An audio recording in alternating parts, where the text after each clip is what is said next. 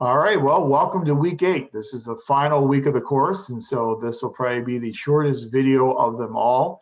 By this point in time, you've completed all the assignments with the exception of your critical assignment for the class. So I'll just spend this video talking about a little bit of extra credits available for you, and then we'll go into a discussion again of the final critical assignment.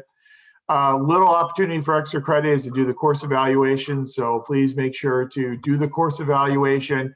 When you're done, you can post "I'm done" or something like that in the comment section of the assignment, just so I know that you've gone and done the evaluation.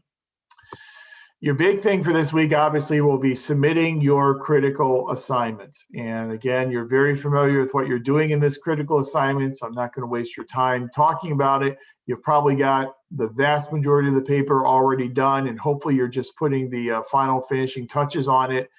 Again, the primary sections, the introduction and background of the organization, the task force that you want to create, a section on organization structure and design for the task force, section on organization leadership and culture for the task force, and a section on organizational system and quality management for that task force. You'll then provide a summary, which is a closing summary for the paper, providing 1 to 2 sentences summarizing each of the sections above. So your summary should be about 4 to 8 concluding sentences, and I think that would be good enough to get the job done for the summary of the paper.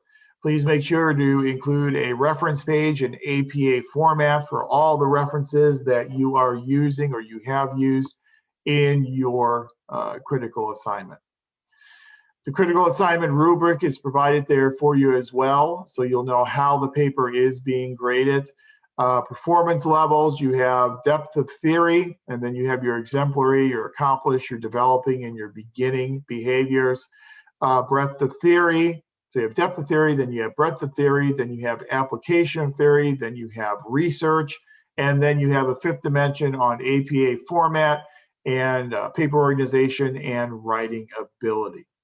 I'm sure you've done these critical assignments before, but as you know, they are critical assignments in this program, which means they are assessment artifacts, which also means that they then have to go through task streams. So you're creating a paper on a task force, and that paper on the task force then needs to be submitted to go through task stream. My favorite word, task, I struggle with all the time. But the directions are provided here for you on how to submit your critical assignment through task stream.